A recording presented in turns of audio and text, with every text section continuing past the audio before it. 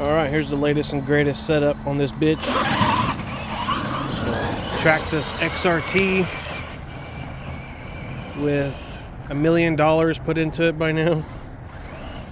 Who knows? I lost count. I don't keep track. It's too much fucking money put into this thing. But if you're like me, you got nothing better to spend your money on. So it's either this or heroin. More heroin. Alright. This has the M2C hub extenders on. You can't really tell, but they are extended a little bit. I just installed the Savox Monster SG Servo. And this little guy here is the Castle BEC 2.0.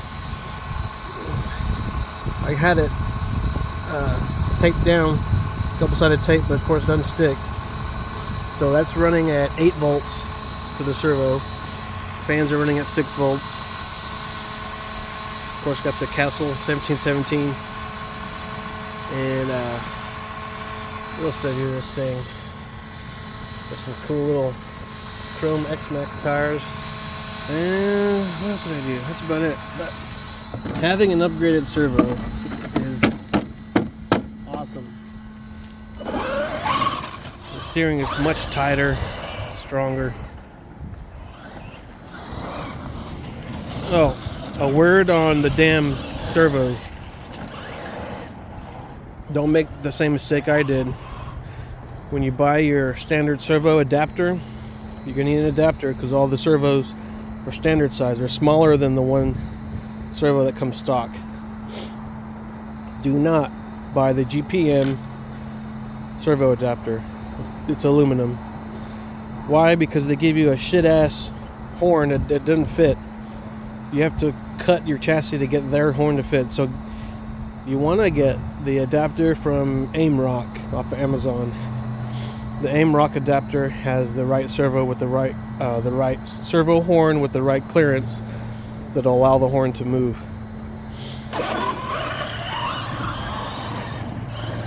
You got to get the right horn, and if you have to buy an adapter, so you might as well get the right adapter. And if you want aluminum, that's AimRock has the one. That'll allow you to mount your servo.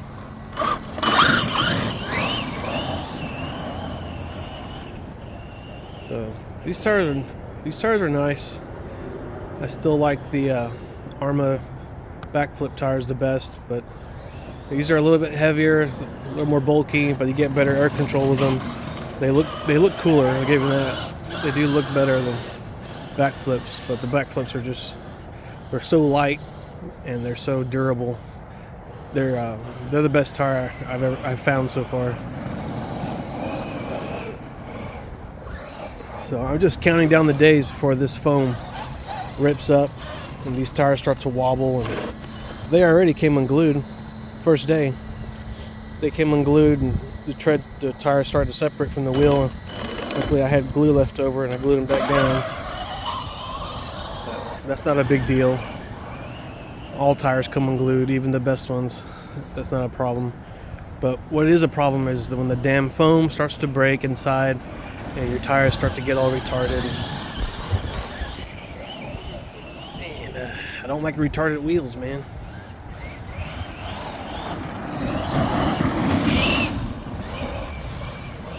And I'm not going to vent these tires, these wheels. I've been venting all my tires, but venting is a good idea. So there's vents inside the wheel diameter. Inside here there's little holes that allow air to go in and out. But they want you, if you drill a hole in your tread, that allows water to come out. If you ever get water in there, which you will if you go through puddles like that. So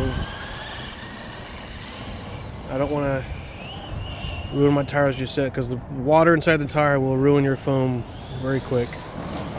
I'm going to try to avoid that.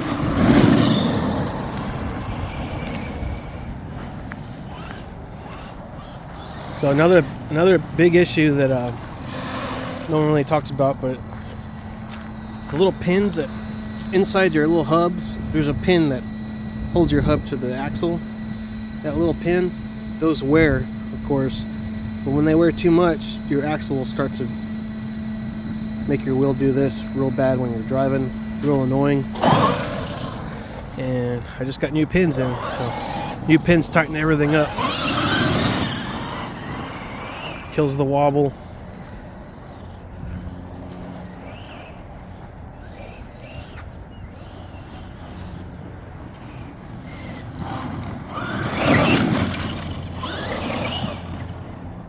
Yeah. Whoever said Traxxas are fuckers for not putting upgraded servo in this thing is right. The majority of the servos out there, you're able to go up in voltage to make them work better. But Traxxas doesn't make a servo that you can go up in voltage.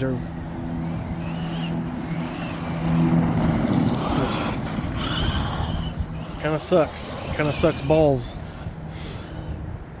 Having a powerful servo is important for performance, but whatever they give you is good enough. It works. Just there's so much better out there that I come to find out. This car here is the first car I've ever put a powerful servo in it. This is the Savox Monster, about $150 on Amazon. I did have the Power Hobby servo. It's like it's $100. It's cheaper, and it was fine. I should have kept it. There's nothing wrong with it. I wanted to try the Savox. The Savox has a little more power, but the Power Hobby had enough power. There's nothing wrong with it.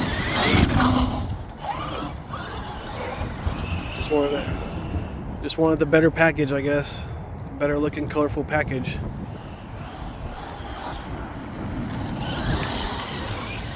That's all good. This is the most popular servo. Savox Monster. Very powerful. I show you the horn and all that, but I am not taking all that shit apart just to show you. I did all the work in my garage, and I didn't record it. It's too much to record, and I'm getting tired of editing videos, so I like just to make these stupid videos.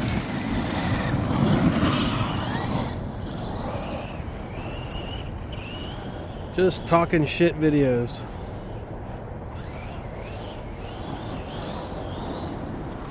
Tell you one thing I'm impressed with is the castle motor. I've been rough as fuck with it, and it has not burnt out. It barely gets hot. And that might be attributed to my gear size, 26 pinion, 50 spur. I understand that's not the most aggressive gearing, which is good. That's why I'm not overheating so much, but I have a lot more to go if I want to gear it up. These are Mod 1 gears.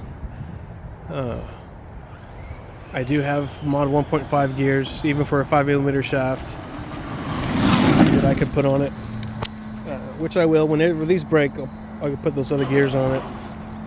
But these gears are a little more quieter. The Mod 1.5 gears are awfully loud, clangy, but they're way more sturdy. They don't break. Seldom ever do you strip a gear. Like my X-Max has Mod 1.5 gears with a KV 1100 motor, stock ESC, and I've never changed the gears in them. Once I put the gears on, it's one set and done. One set and done. I ain't fucked with them since. I ain't had to change them, adjust them, or nothing. The gears have not broken. Oh yeah.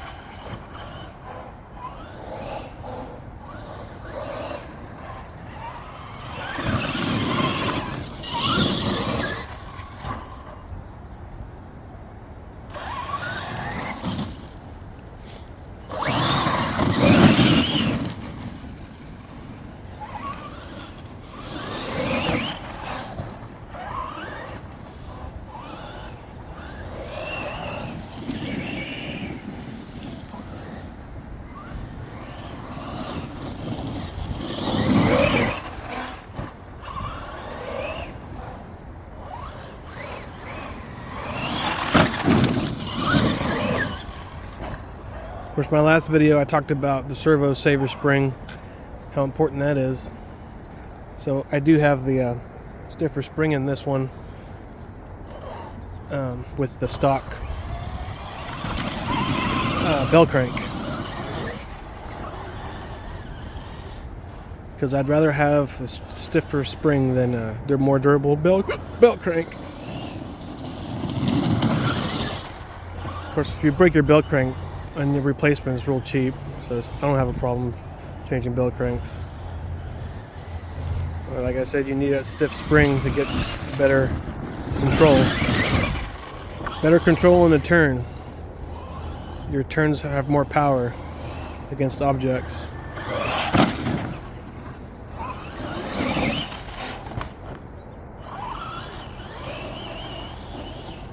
One thing I am noticing is my drive shaft has been clanged a few times with the gear, spur gear, and it's starting to cut through. That's from flexing at bad landings or something. Your chassis will flex and your spur gear will hit the drive shaft, and it'll cut through after so many times. So I am waiting on my damn M2C drive shaft kit. I got one in the X-Max, and those are one and done too.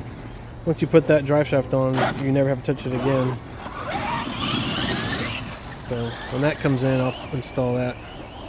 And ain't gonna worry about changing drive shafts ever again. M2C stuff.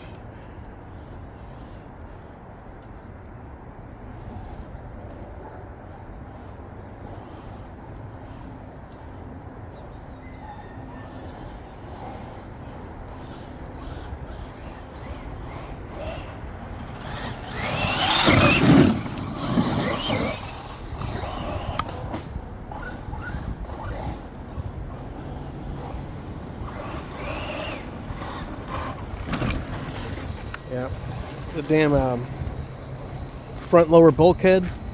I'm on my last one. I ordered 2 from Canada because there are none in the US, and I broke one and got my last one right now. Same thing with the lower skid plates for the XRT. The front and rear, they're not available. Same story. Everyone bought them up in America, and there's none. You gotta pay, like, to get one off of eBay, you gotta pay about $40 for one for a skid plate. Looking gay. So fucking Traxxas needs to make more, and soon, so we won't be price gouged.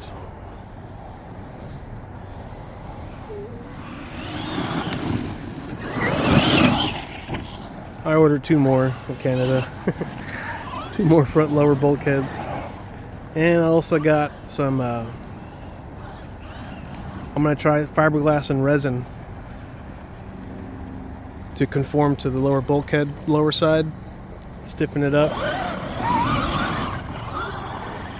Once resin dries, is almost unbreakable.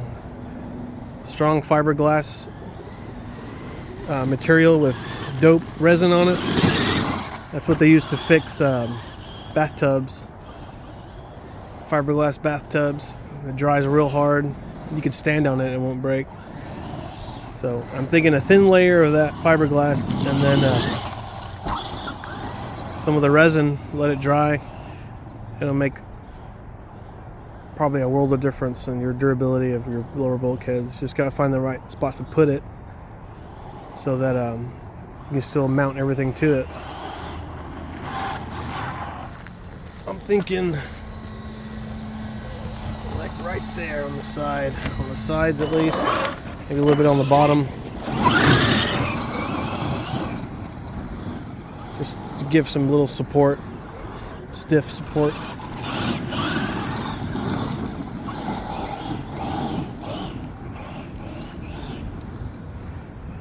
Of course, your bulkheads won't break if you're not jumping around, doing big ass jumps. If you're driving around like this, probably fine. Unless you crash head on into something. It does happen. Crashing head on into stuff will fuck up your XRT for sure.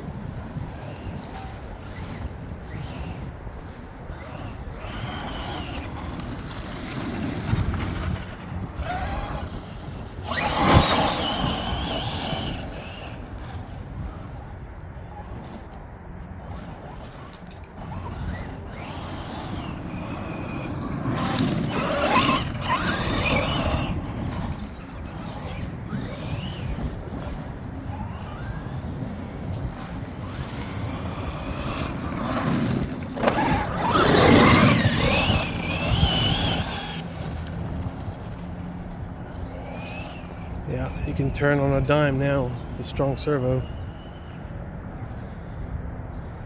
You sure can.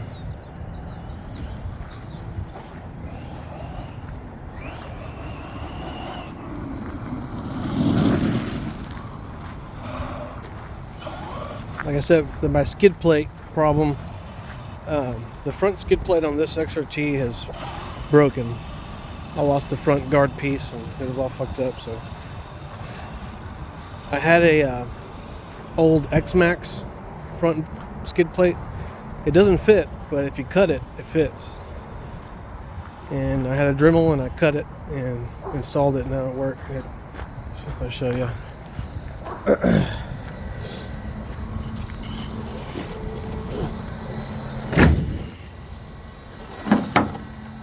This is an X-Max skid plate. All you gotta do is cut it here. I could have cut it better, but this is my first time. Yeah, it works. It mounts. It also mounts up here. So, bravo. Alright guys, good luck out there.